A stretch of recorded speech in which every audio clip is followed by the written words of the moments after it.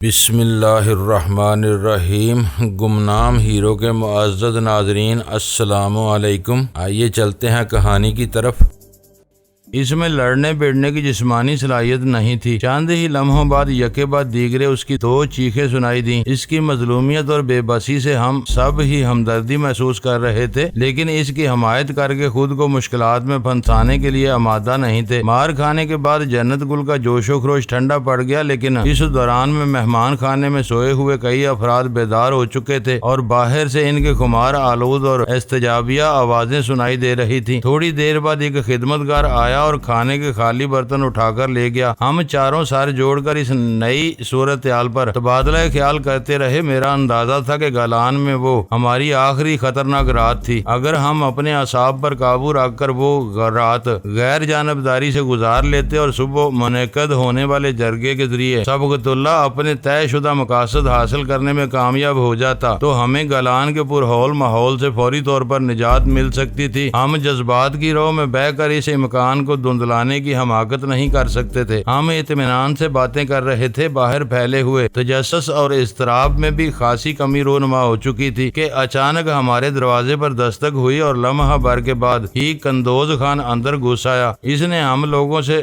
دور رک کر اشتباہ آمیز نظروں سے ہمارا اور کمرے کا جائزہ لیا، پھر بولا، تمہیں معلوم ہے کہ یہاں کیا گڑبڑ ہوئی تھی؟ ہاں، ویرا کے اقرار پر میرا دل اچھل کر حلق میں آ گیا کہ کہیں وہ جنت گل کا نام نہ لے بیٹھے۔ میں نے اسے مزید بولنے کا موقع دیے بغیر خود ہی بات سنبھال لی۔ حیرتناک طور پر کسی عورت نے انگریزی میں مدد کے لیے پکارنا شروع کر دیا تھا۔ اس کے بعد کچھ گڑبڑ ہونے لگی تھی۔ کیا اس وقت گالان میں ویرا کے علاوہ بھی کوئی اور سفید فام عورت موجود ہے؟ اس نے بے اعتباری سے میری طرف دیکھا، پھر پوچھا، تم نے باہر نکل کر اصل صورتحال سے واقف ہونے کی کوشش نہیں کی؟ زمین دوز تہہ خانے میں پورا دن گزارنے کے بعد ہم میں سے کوئی اور خطرہ مول لینے کی ہمت نہیں رہی۔ متجسس ہونے کے باوجود ہم اسی کمرے میں محدود رہے۔ تم لوگوں کے معاملات میں دخیل ہوتے ہوئے اب خوف آنے لگا ہے۔ تم کو شاید اسی گڑبڑ کی وجہ سے یہاں آنا پڑا ہے۔ میں نے کہا، اس عورت نے فرنگی زبان میں کیا کہا تھا؟ وہ میری کسی بھی بات کا جواب دیے بغیر اپنی ہانکے جا رہا تھا۔ رات کی تنہائی سے نجات پانے کے لیے مدد چاہ رہی تھی۔ پھر کچھ گندی گالیاں دیتی رہی۔ تمہارے آدمیوں کی مداخلت کے بعد اس نے پشتو بولنی شروع کر دی تھی۔ کون ہے وہ؟ میں نے پھر پوچھا، اور تم نے اس کی بات سمجھ لینے کے باوجود کوئی جواب نہیں دیا۔ وہ میرے ہر سوال کو بری طرح نظر انداز کیے جا رہا تھا۔ ایسا معلوم ہو رہا تھا جیسے ہماری طرف سے اس کا دل صاف نہ ہوا ہو۔ فرنگی زبان بولنے والی تم لوگوں میں سے نہیں ہو سکتی تھی، اس لیے ہمارے جواب کی گنجائش ہی نہیں تھی۔ میں نے کہا، ہم آج کی رات زندان کے سخت اور ٹھنڈے فرش کے بجائے انہی بستروں پر گزارا کرنا چاہتے ہیں۔ اس کے ہونٹوں پر زہریلی مسکراہٹ ابھر آئی۔ مجھے خوشی ہے کہ زندان میں گزارے ہوئے چند گھنٹوں نے تمہاری عقلیں بہت تیز کر دی ہیں۔ تمہاری عافیت اسی میں ہے کہ اس لڑکی کے سائے سے بچتے رہو۔ لڑکی؟ ویرا بے ساختہ اپنی حیرت کا اظہار کر بیٹھی۔ آواز سے تو وہ عورت معلوم ہو رہی تھی۔ ایک ہی بات ہے، قندوز خان جلا کر بولا۔ عورت اور لڑکی میں کیا فرق ہوتا ہے؟ آخری فقرہ قندوز خان کی جلاہٹ کی پیداوار تھا، مگر ویرا نے پوری سنجیدگی سے اسے جواب دینا شروع کر دیا۔ ان اطراف کے ملکوں میں 60 برس کی غیر شادی شدہ عورت کو بھی لڑکی کہا جاتا ہے، جبکہ 12-15 سال کی عمر میں شادی ہونے کے بعد لڑکی عورت کہلانے لگتی ہے۔ بس بس، قندوز خان نے اکتائے ہوئے انداز میں اس کی بات کاٹ دی۔ تم بہت چرب زبان ہو، اس طرح تم مجھ سے کچھ بھی نہیں اگلوا سکو گی۔ میں تمہاری چالاکی کو سمجھ رہا ہوں۔ جیسے ہی وہ واپسی کے لیے پلٹا، میں نے اسے روک لیا۔ ہم اس لڑکی یا عورت سے دور رہنے کی پوری کوشش کریں گے، لیکن غسل خانے وغیرہ کی طرف جاتے ہوئے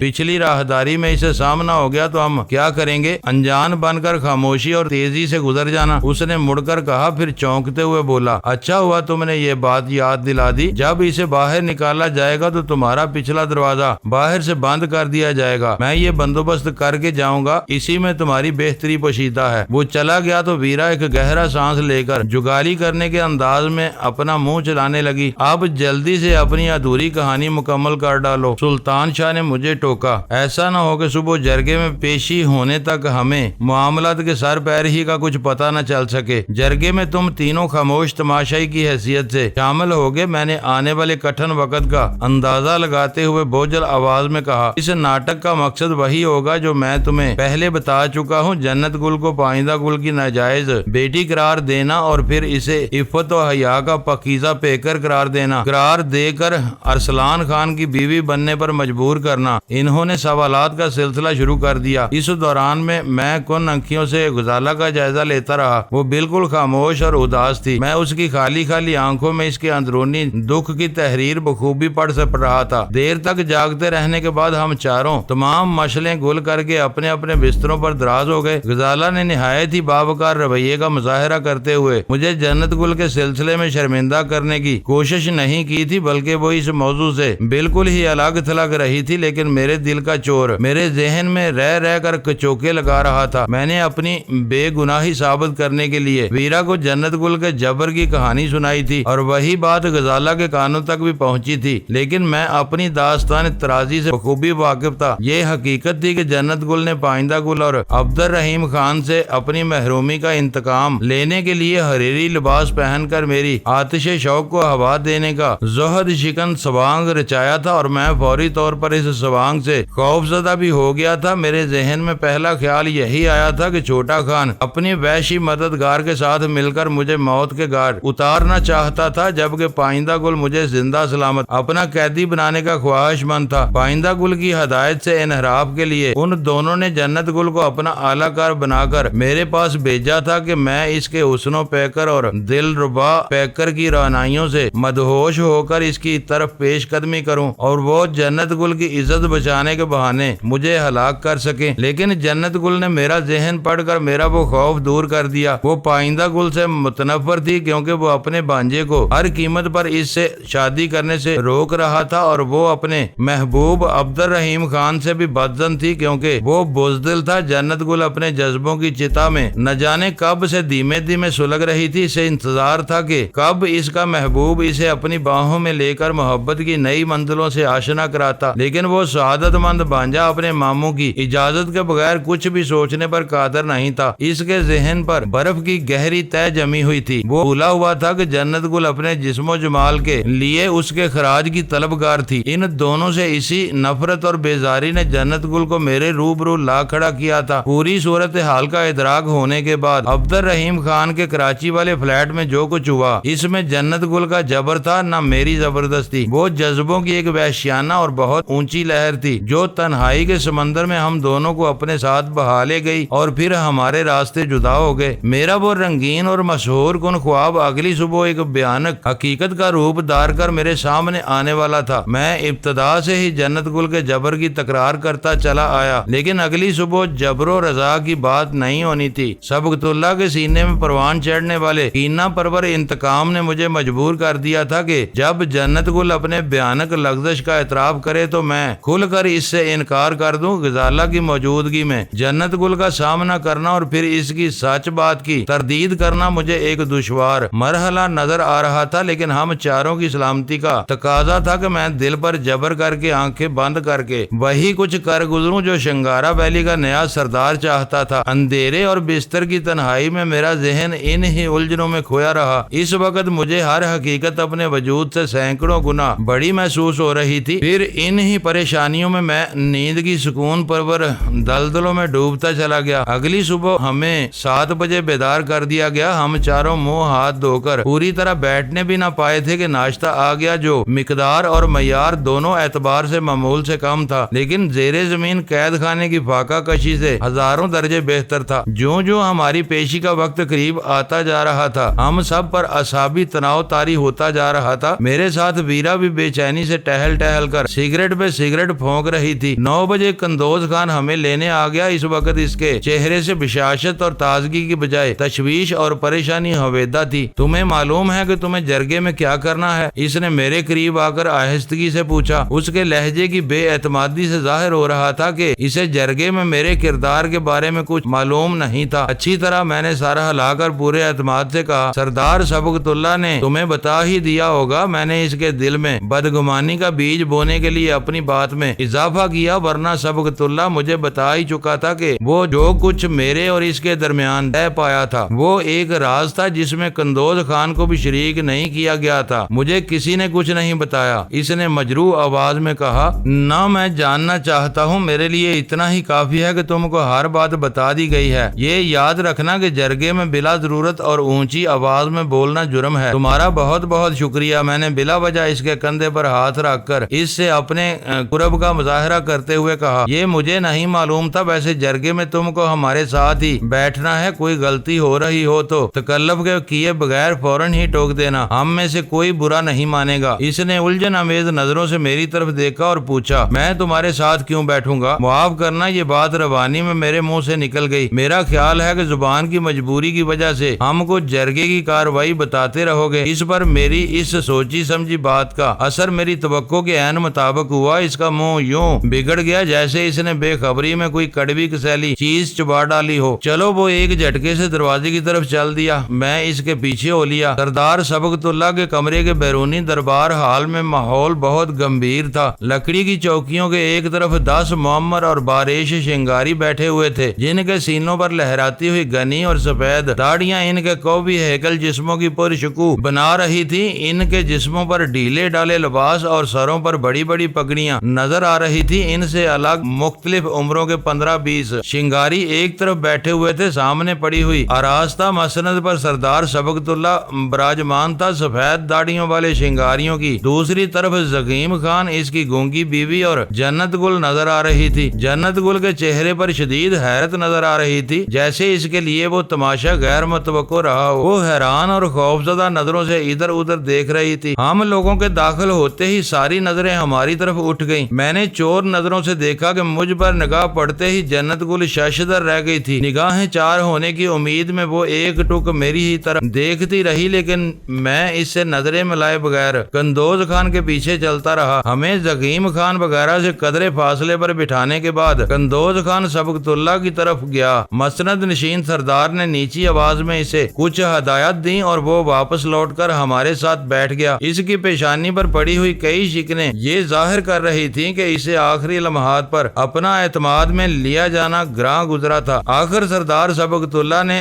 دھیمے لہجے میں بولنا شروع کر دیا۔ قندوز خان نے ہمیں اس کی باتوں کا ترجمہ سنانا شروع کر دیا۔ وہ جرگے کے اراکین اور گالان کے مقتدر لوگوں کو بتا رہا تھا کہ انہیں چند اہم فیصلوں کے لیے وہاں جمع کیا گیا تھا۔ ان میں سے ایک فیصلے کا تعلق مرحوم پائندہ گل کی ذات سے تھا۔ سردار سبقت اللہ کی مقامی بولی میں کی جانے والی تقریر شنگاریوں کے لیے قابل فہم تھی، ہمارے لیے اس کے ترجمے کا بندوبست تھا۔ زغیم خان اس بولی سے واقف تھا، صرف گوہر جان اور جنت گل کو کچھ پتہ نہیں چل رہا تھا اور وہ دونوں حیران و پریشان نظروں سے ادھر ادھر دیکھ رہی تھی۔ سبقت اللہ کی گھومتی ہوئی عقابی نظروں نے ان کی پریشانی کو بانپ لیا اور اپنی تقریر میں وقفہ دے کر ان دونوں سے پشتو میں مخاطب ہو گیا۔ اس نے ان دونوں کو قندوز خان کے قریب بیٹھنے کی ہدایت کی تھی۔ وہ دونوں عورتیں اس بات سے بخوبی آگاہ تھیں کہ ساری نگاہیں ان پر ہی مرکوز ہو گئی تھیں۔ وہ آئیں تو میں جنت گل سے نظریں نہ بچا سکا۔ نگاہیں چار ہوتے ہی اس کا چہرہ کسی اندرونی خوشی سے دمک اٹھا۔ وہ زبان سے کچھ کہے بغیر بیٹھی تو میرے اور اس کے درمیان میں قندوز خان حائل تھا۔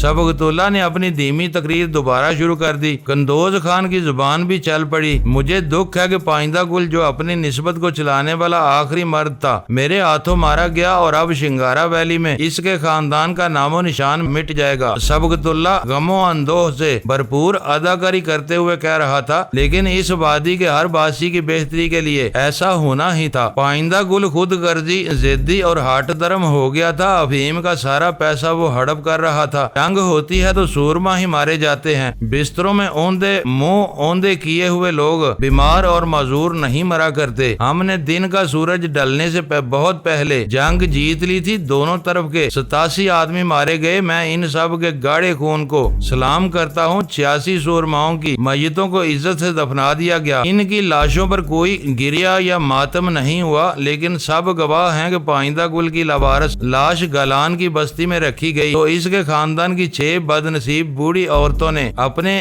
بال کھول کر ماتم سے اپنے سینے زخمی کر ڈالے۔ ان میں 4 بیوائیں تھیں اور 2 ایسی معمر کنواریاں جن کے لیے پائندہ گل کو کبھی کوئی شنگاری پسند نہیں آیا۔ ان بے سہارا عورتوں کو بادران والوں نے اپنی کفالت میں لے لیا ہے۔ ان کے مقدر نے یاوری کی تو انہیں گالان ہی کی مٹی ملے گی، اور شاید ساتویں کو بھی۔ سب کی آنکھیں حیرت سے پیشانی پر جا چڑھی ہیں، لیکن میں وہی کہتا ہوں جس کا مجھے یقین ہوتا ہے۔ مجھے پتا چلا ہے کہ 22 برس پہلے پائندہ گل نے کابل شہر میں اپنے ایک جگری دوست کی بیوی کی کوکھ میں تھوکا تھا، اور آج اس کی وہ لغزش اس جوان لڑکی کی صورت میں ہمارے درمیان موجود ہے۔ اس نے داہنا ہاتھ اٹھا کر جنت گل کی طرف اشارہ کیا تھا۔ فضا میں تحیر زدہ سرگوشیاں گونجنے لگیں۔ جرگے کے اراکین سمیت سب لوگ حیرت اور بے یقینی سے ایک دوسرے کی طرف دیکھ رہے تھے۔ پہاڑوں کے حصار میں اپنی زندگیاں گزار دینے والے تجربے کار شنگاریوں کے لیے وہ انکشاف ایک دھماکے سے کم نہیں تھا۔ جنت گل کا چہرہ یک بیک سرخ ہو گیا، اور وہ کسی کی پرواہ کیے بغیر اضطرار کے عالم میں اٹھ کھڑی ہوئی اور انگریزی میں چلانے لگی۔ ہاں، میں باسٹرڈ ہوں، مجھے فخر ہے کہ میں پائندہ گل کی اولاد ہوں، اس بے غیرت لنگڑے کی نہیں جو دوسرے کی پگڑی اپنے سر پر جما کر عزت دار بننے کے خواب دیکھ رہا تھا۔ پھر اس نے یک بیک بفر کر پشتو میں بولنا شروع کر دیا۔ ایک شنگاری اٹھ کر اس کے ساتھ بولنے لگا۔ شاید وہ جنت گل کی کہی ہوئی باتوں کو مقامی بولی میں ڈال رہا تھا۔ چند منٹ کے لیے سارا ماحول درہم برہم ہو کر رہ گیا۔ کئی لوگ زور زور سے بولنے لگے۔ زغیم خان کا چہرہ تاریک ہو گیا۔ گوہر جان کے ہونٹوں پر زہر میں ڈوبی ہوئی مسکراہٹ کھیلنے لگی۔ اس کے دانے سے چند بے مقصد آوازیں بھی برآمد ہوئیں۔ شاید وہ اس بحران پر اپنی خوشی کا اظہار کر رہی تھی۔ میں نے محسوس کیا کہ سبقت اللہ دیدہ و دانستہ ڈھیل دے رہا تھا۔ جب جنت گل کچھ ایسی باتیں جو وہ اس کی زبان سے سب کو سنوانی چاہتا تھا کہہ چکی تو وہ ہاتھ اٹھا کر غسیلی آواز میں بولنے لگا۔ قندوز خان نے جنت گل کے دونوں شانے دبوچ کر اسے زبردستی بیٹھنے پر مجبور کر دیا۔ یہ سب لوگوں کے لیے انوکھی بات ہے۔ قندوز خان نے اپنے سردار کی غضبناک باتیں دہرانے لگا۔ اس لیے میں اس بار سب کی گستاخی معاف کر رہا ہوں۔ اونچی آواز میں یا بلا ضرورت بولنا جرگے کی بے عزتی ہے جس کی سزا مل کر رہتی ہے۔ اب کسی نے زبان کھولی تو میں اسے معاف نہیں کروں گا۔ پھر وہ ہم لوگوں کی طرف متوجہ ہو کر براہ راست اردو میں بولنے لگا۔ سب خاموشی سے سنو، باری آنے پر ہر ایک کو بولنے کا موقع دیا جائے گا۔ جب سبقت اللہ اردو بول رہا تھا تو قندوز خان خاموش ہو گیا تھا، لیکن پہلے والے شنگاری نے فوراً ہی اردو کا مقامی بولی میں ترجمہ شروع کر دیا تاکہ ہر شخص ہر بات سے باخبر رہ سکے۔ پائندہ گل فرشتہ نہیں، ہم سب جیسا ایک انسان تھا، اور ہر ایک انسان خطا کا پتلا ہوتا ہے۔ سبقت اللہ نے اپنی بات دوبارہ شروع کر دی۔ اس زیرک اور جہان دیدہ انسان سے بھی ایک غلطی ہوئی۔ اس کا کوئی ولی وارث ہوتا تو خود اس لڑکی کی خبر گیری کرتا رہتا، لیکن بدقسمتی سے ایسا نہیں ہے۔ یہ لڑکی جیسی بھی ہے، اس کی رگوں میں ایک مرحوم شنگاری کا خون دوڑ رہا ہے۔ پائندہ گل کے مرنے کے بعد جنت گل کی دیکھ بھال ہماری ذمہ داری ہے۔ اس پر عبد الرحیم خان کے قتل کا الزام ہے، ایک شنگاری نے جرگے سے مخاطب ہو کر کہا۔ پائندہ گل نے مجھے خود بتایا تھا کہ عبد الرحیم خان کو جنت گل نامی ایک لڑکی نے مارا ہے، اور وہ اسے گالان میں لا کر اپنے بانجے کے قتل کا بدلہ لے گا۔ اس کی ہم پر کیا ذمہ داری ہو سکتی ہے؟ عبد الرحیم خان کے خون کا بدلہ لینا اس کے وارثوں کی ذمہ داری تھی۔ پائندہ گل خود لاوارث مر گیا، کیا اب تم اس کے وارث ہونے کا دعویٰ کر رہے ہو؟ سبقت اللہ کے الفاظ زہر میں بجھے ہوئے تھے۔ پائندہ گل کی وراثت کے اقرار کا مطلب سبقت اللہ سے بے وفائی کے علاوہ اور کچھ نہیں ہو سکتا تھا۔ میں اپنا اعتراض واپس لیتا ہوں۔ اس شنگاری کا منہ اتر گیا۔ جنت گل کے نام پر پیدا ہونے والا ابال سبقت اللہ کے تیور دیکھتے ہی بیٹھ گیا تھا۔ مجھے معلوم ہے کہ خلاصہ سنا رہا ہوں۔ بہت سے لوگوں کے ذہنوں میں کئی سوالات کل بلا رہے ہوں گے۔ شاید تم میں سے بعض کو میری بات پر پورا یقین نہ آیا ہو، اسی لیے میں نے باہر سے کئی لوگوں کو یہاں بلایا ہوا ہے۔ ان میں پائندہ گل کا وہ دوست بھی ہے جس کے گھر میں جنت گل پیدا ہوئی اور پروان چڑھی۔ میرا خیال ہے کہ جرگہ اجازت دے تو ہم سب زغیم خان کی کہانی سن لے جو پائندہ گل کے گناہ سے پردہ اٹھا دے گی۔ اتنا کہہ کر وہ خاموش ہو گیا، اور جرگے کے اراکین نے ایک دوسرے سے مشورہ کرنا شروع کر دیا۔ تم یہاں کیسے آفن سے؟ سبقت اللہ کی تقریر کا تسلسل ختم ہونے کے بعد جنت گل نے حیرت سے مجھ سے پوچھا۔ میں نے ایک نظر اس کی طرف دیکھ کر اپنا سر جھکا لیا۔ قندوز خان اس کی زبان سے فرنگی بولی سن کر یک بیک چکنا نظر آنے لگا تھا، اور باری باری ہم دونوں کا جائزہ لے رہا تھا۔ تم بولتے کیوں نہیں؟ چند ثانیوں کے بعد جنت گل جلا کر دوبارہ بولی۔ کسی چور کی طرح منہ چھپائے کیوں بیٹھے ہو؟ یہ لڑکی یوں ہی مجھے تنگ کرتی رہے گی۔ میں نے قندوز خان سے مخاطب ہو کر کہا، اسے بتا دو کہ مجھے اس سے بات کرنے کی اجازت نہیں ہے، میں اس کی کسی بات کا جواب نہیں دے سکتا۔ اوہ، تو اب یوں مجھ سے انجان بنو گے؟ جنت گل قندوز خان کی ترجمان ترجمانی کے بغیر آنکھیں نکال کر بولی، کم از کم یہ تو بتا دو کہ تمہیں کس سلسلے میں یہاں لایا گیا ہے؟ اس وقت تو تم بچ کر نکل گئے تھے۔ میں نے بے بسی سے قندوز خان کی طرف دیکھتے ہوئے کہا، تم گواہ رہنا کہ میں نے بالکل خاموشی اختیار کی ہوئی ہے اور یہ مسلسل بولے جا رہی ہے، کیا تم اسے خاموش نہیں کروا سکتے؟ یہ تم سے کیا کہہ رہی ہے؟ قندوز خان نے مجھ سے پوچھا۔ فرنگی زبان میری سمجھ میں نہیں آتی، بس بلا وجہ باتیں کرنے کی کوشش کر رہی ہے۔ میں نے قندوز خان کی نظر بچا کر جنت گل کو آنکھ مارتے ہوئے کہا، یہ مجھے پہلے سے جانتی ہے، پتہ نہیں سردار سبقت اللہ نے اسے میرے قریب کیوں بھیج دیا؟ جرگے کے اراکین میں سے کسی نے بولنا شروع کر دیا۔ قندوز خان نے بتایا کہ وہ لوگ سردار پائندہ گل کے بارے میں زغیم خان کا بیان سننے پر آمادہ ہو چکے ہیں۔ اس کی بیوی اس کے ساتھ رہے گی تاکہ اشاروں کی مدد سے اپنے شوہر کے حقیقی بیان کی تائید اور جھوٹ کی تردید کر سکے۔ زغیم خان اپنی مخصوص پھدکتی ہوئی چال میں جرگے کے اراکین کے روبرو جا کھڑا ہوا۔ گوہر جان اس کے ساتھ تھی، لیکن اس نے اپنے شوہر کو کوئی مدد دینے کی کوشش نہیں کی تھی۔ زغیم خان نے ایک گہرے متاسفانہ سانس کے ساتھ ان دونوں کا ذکر چھیڑ دیا جب اس کی اور پائندہ گل کی گہری دوستی تھی۔ پائندہ گل کا باپ زندہ اور شنگارا ویلی کا حکمراں تھا اور اس نے اپنے اکلوتے بیٹے کو جدید تہذیب و تمدن سے روشناس کرانے کے لیے پورے وسائل اور آزادی کے ساتھ اسے کابل میں چھوڑا ہوا تھا۔ مجھے کہانی کے دونوں رخ معلوم تھے۔ حقیقت کے بارے میں پائندہ گل نے خود مجھے ہر بات بتائی تھی اور زغیم خان جو کچھ کہنے والا تھا اس نے وہ ہم چاروں کے سامنے تہہ خانے میں اپنی بیوی کے ساتھ طے کیا تھا۔ وہ اپنی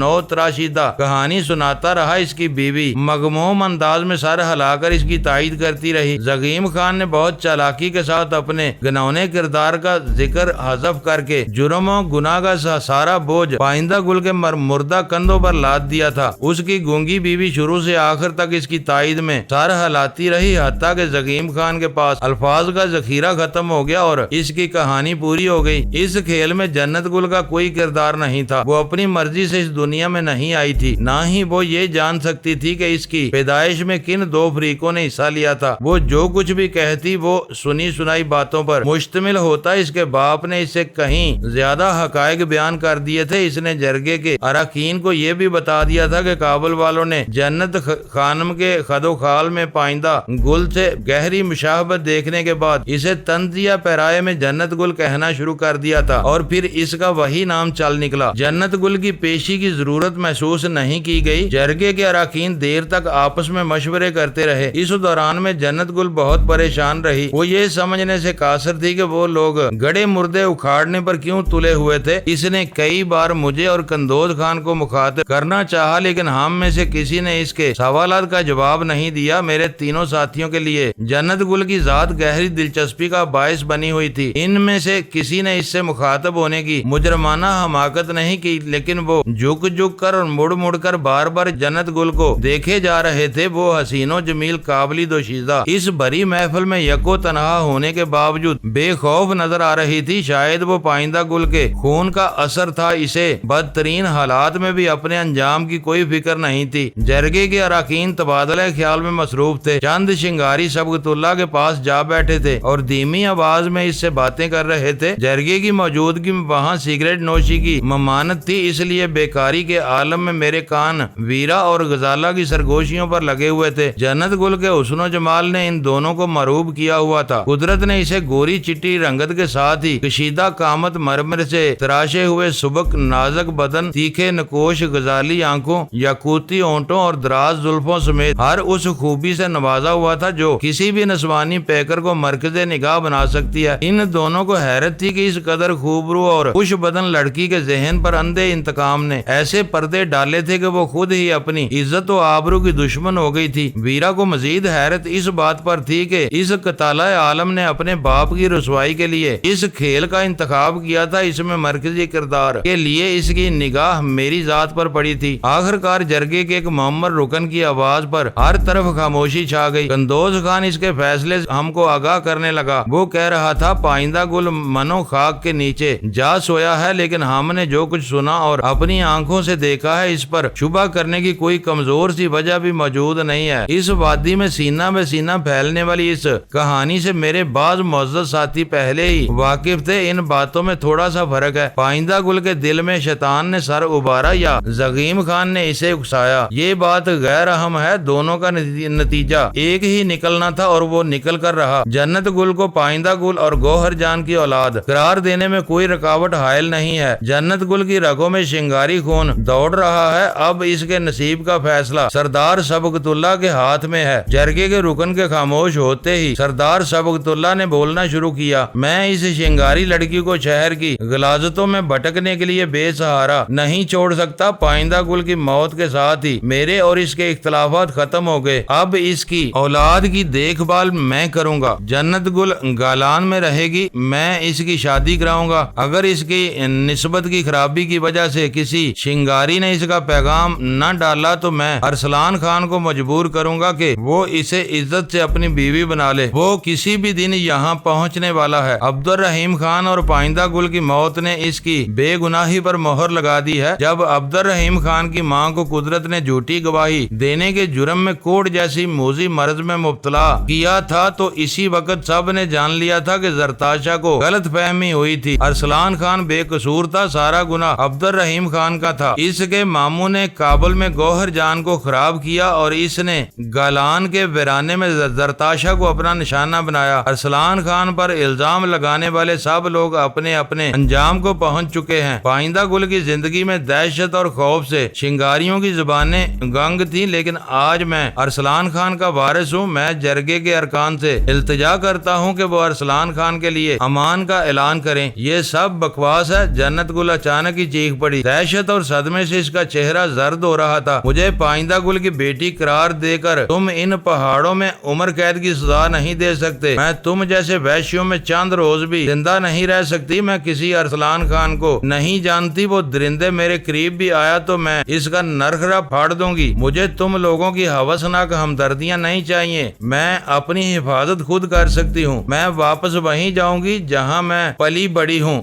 زغیم خان میرا باپ نہیں تو کیا، گوہر جان میری ماں ہے۔ میں اپنے شہر میں اپنی ماں کے ساتھ رہوں گی۔ تم کسی قیمت پر مجھے یہاں نہیں روک سکتے۔ نسب خراب ہو جائے تو خون، جوان خون اسی طرح بڑوں کے منہ آنے لگتا ہے۔ سردار سبقت اللہ کی آواز موت کی طرح سرد اور دھیمی تھی۔ معزز جرگے نے تمہیں شنگاری تسلیم کر لیا ہے اور پہاڑوں میں لڑکیوں کو بولنے کا حق نہیں ہوتا۔ ان کی بہتری کے لیے ان کے بڑے فیصلے کرتے ہیں۔ ابھی تم پر شہر کا جنون طاری ہے، تم غصے میں ہذیان بک رہی ہو۔ میں کھلے دل سے تم کو معاف کرتا ہوں۔ جب تمہارے دل کی بڑاس نکل جائے گی تو تم میرے فیصلے کے سامنے سر جھکا دو گی۔ اپنے سر پر چادر ڈال لو، شنگاری لڑکیاں مردوں میں ننگے سر نہیں رہتی۔ جنت گل جوش میں اپنی جگہ چھوڑ کر کئی قدم آگے بڑھ گئی اور سبقت اللہ کی بات کاٹ کر بولی، تم مکار اور سازشی درندے ہو، جھوٹ بول رہے ہو کہ پائندہ گل کی موت کے بعد تمہارے اور اس کے اختلافات ختم ہو گئے۔ تمہارے قبائلی خون میں ایک بار نفرت اور انتقام کا زہر گل جائے تو وہ نسل در نسل چلتا ہے۔ میرے باپ کو مارنے کے بعد تم مجھے مال غنیمت سمجھ کر لوٹنا چاہتے ہو۔ میں فنا ہو جاؤں گی مگر تمہیں اپنے ارادوں میں کامیاب نہیں ہونے دوں گی۔ سب لوگ جنت گل کی اس جسارت پر دم خود رہ گئے تھے۔ جرگے کے اراکین خوفناک نگاہوں سے اسے گھور رہے تھے۔ سبقت اللہ کا چہرہ سرخ ہو گیا تھا۔ تیزی کے ساتھ بولتے ہوئے قندوز خان کی زبان لڑکھڑانے لگی تھی۔ میری دانست میں جنت گل نے سبقت اللہ کی دکھتی رگ پر ہاتھ ڈال دیا تھا۔ وہ اپنے باپ کے قاتل کے دل کی گہرائیوں میں جھانک رہی تھی، لیکن میں بے بس تھا۔ اس مخاصمانہ ماحول میں اس کی کوئی مدد نہیں کر سکتا تھا۔ تم ہمارے منہ پر ہمیں برا بلا کہہ رہی ہو، جرگے کے معمر ترین شخص نے غصے سے لرزتی ہوئی آواز میں کہا۔ غیرت اور انتقام ہمارے خون میں شامل ہے، لیکن تم خوش نصیب ہو کہ تمہیں سردار سبقت اللہ جیسا مربی مل رہا ہے۔ وہ تمہاری عزت آبرو کا محافظ ہوگا۔ ڈرو اس وقت سے جب تمہارا گستاخ لہجہ اور سرکش الفاظ شنگاریوں کے غضب کو بیدار کر دیں۔ ان کی بے عزتی کر کے تم کچھ بھی حاصل نہیں کر سکو گی۔ میں تم سب کی بدترین بے عزتی کر چکی ہوں، جنت گل نے تڑپ کر کہا، اور میں سناٹے میں آ گیا۔ یہ پائندہ گل کا یرغمالی تھا۔ اس نے میری طرف ہاتھ اٹھا کر کہا، میں پائندہ گل اور چھوٹے خان سے بدظن تھی۔ میں نے خود کو اس یرغمالی کے حوالے کر دیا۔ میں نے تم سب کے منہ پر رسوائی مال دی ہے۔ میں پارسا نہیں ہوں، میرا نسب خراب تھا، اس لیے میں نے خود کو بھی خراب کر لیا۔ اب بتاؤ کون ہے وہ شنگاری جو مجھے اپنی بیوی بنائے گا؟ اٹھی ہوئی غضبناک نگاہیں جھک گئیں، تیور ماند پڑ گئے۔ دربار حال میں کیسا گہرا سناٹا چھا گیا، جیسے سب کو سانپ سونگ گیا ہو۔ جنت گل کے انکشاف نے سب کی زبانیں گنگ کر دی تھی۔ شاید تم یہاں سے جان بچا کر نکلنے کے لیے لیے جھوٹ بولنے پر اتر آئی ہو؟ سردار سبقتاللہ اور سرد اور شفقانہ آواز میں بولا، تمہیں معلوم نہیں کہ تمہارا یہ اعتراف جرم درست ثابت ہوا تو کیسی بھیانک موت تمہارا مقدر بنے گی۔ یرغمالیوں تک کسی عورت کی رسائی پوری شنگاری قوم کے لیے ننگی گالی ہے۔ ہاں میں جانتی ہوں جنت گل پر جنون کی سی کیفیت طاری ہوتی جا رہی تھی۔ میں نے اپنے ظالم باپ سے انتقام لینے کے لیے تم سب کو یہ گالی دی تھی۔ زندگی بھر ارسلان خان یا کسی اور شنگاری کی قید میں سسکنے سے بہتر ہے کہ میری زندگی ختم کر دی جائے۔ میں اپنے جرم کا اعتراف کر رہی ہوں، چھلنی کر دو میرے بدن کو۔ جھکی ہوئی نگاہیں اوپر نہیں اٹھ سکیں۔ ہم لوگ ایک دوسرے کے سانسوں کی آواز صاف سن رہے تھے۔ سبقتاللہ سے فوری طور پر کوئی جواب نہیں بن پڑا۔ جنت گل شرم و حیا کی ہر حد توڑنے پر تلی ہوئی تھی اور جرگے کے کارروائی سبقتاللہ کی گرفت سے باہر نکلتی ہوئی نظر آ رہی تھی۔ یہ یرغمالی تمہیں کہاں ملا تھا؟ آگے آؤ اور جرگے کے روبرو پوری کہانی سناؤ، سبقتاللہ نے حکم دیا۔ جنت گل نے کسی جھجک کے بغیر عبد الرحیم کے فلیٹ میں پیش آنے والے واقعات بیان کر ڈالے۔ تم نے یہاں کی زندگی سے بچنے کے لیے یہ اعتراف کیا ہے، اس لیے اس پر اعتبار نہیں کیا جا سکتا۔ سبقتاللہ نے گمبھیر لہجے میں اپنی بات شروع کی، لیکن جنت گل نے بفر کر بات کاٹ دی۔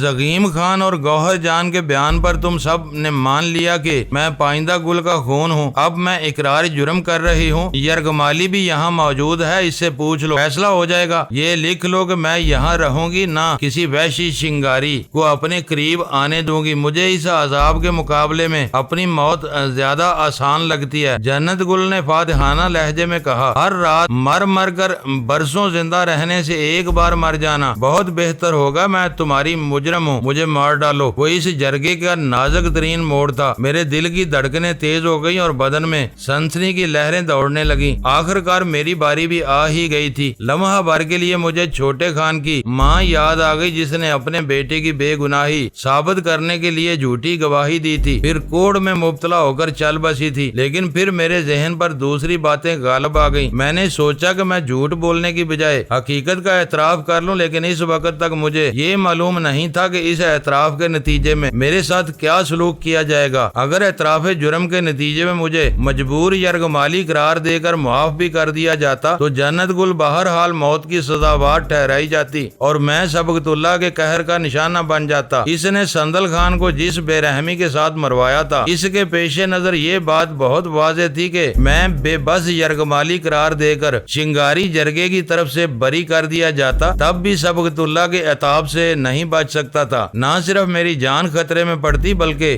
ویرا غزالہ اور سلطان شاہ کو بھی دردناک انجام سے دوچار ہونا پڑتا۔ کینہ پرور سبقتاللہ کسی نہ کسی ہیلے سے ہم چاروں کو موت کی اندھی وادیوں میں دھکیل دیتا۔ میں سچ بولتا تو 5 انسانی جانیں ضائع ہو جاتی۔ سبقتاللہ کی مرضی اور ہدایت کے مطابق بولا ہوا ایک جھوٹ 5 جانیں بچا سکتا تھا۔ یہ دیگر بات تھی کہ اس جھوٹ کے نتیجے میں جنت گل کو اس کی مرضی کے خلاف ارسلہ خان کی بیوی بن کر بادرانیوں کی افزائش نسل کا عذاب سہنا پڑتا۔ ایک بے گناہ انسانی زندگی کی حرمت بہرحال ہر چیز پر افضل تھی۔ جنت گل مار دی جاتی تو اس کی کہانی اسی لمحے ختم ہو جاتی، زندہ رہتی تو اس کے ہر سانس کے ساتھ امید کا بندھن باقی رہتا۔ کبھی بھی کچھ بھی ہو سکتا تھا اور اس کے دن پلٹ سکتے تھے۔ سانس سے آس قائم رہتی ہے، اس لیے اس وقت تباہ کن سچ کے مقابلے میں دروغ مصلحت امیز ہر لحاظ سے مناسب تھا، مگر میں پھر بھی تذبذب میں مبتلا تھا۔ ڈینی، سردار سبقتاللہ کی گونجیلی آواز نے مجھے چونکا دیا۔ تم نے قندوز خان سے سن لیا ہوگا کہ یہ عورت کیا کہہ رہی ہے۔ پائندہ گل اور عبد الرحیم خان کے یرغمالی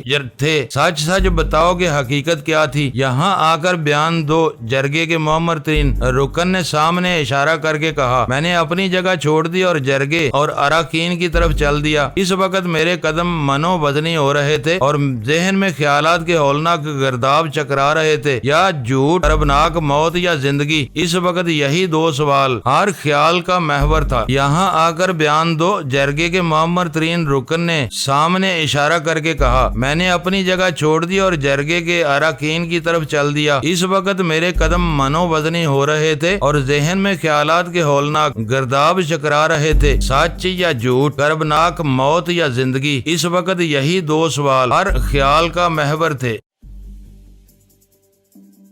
معزز ناظرین، لائک کریں، شیئر کریں اور کمنٹس باکس میں پاک آرمی زندہ باد، پاکستان پائندہ باد کا نعرہ ضرور درج کر کے اپنے ملک پر فخر کریں اور پاکستان کی بنیادیں مضبوط کرنے میں اپنا کردار ادا کریں۔ ویڈیو دیکھنے کا شکریہ۔ معزز ناظرین، اپنا خیال رکھیے گا اور ہمارے چینل کا بھی۔ ISI پاک آرمی زندہ باد، پاکستان پائندہ باد۔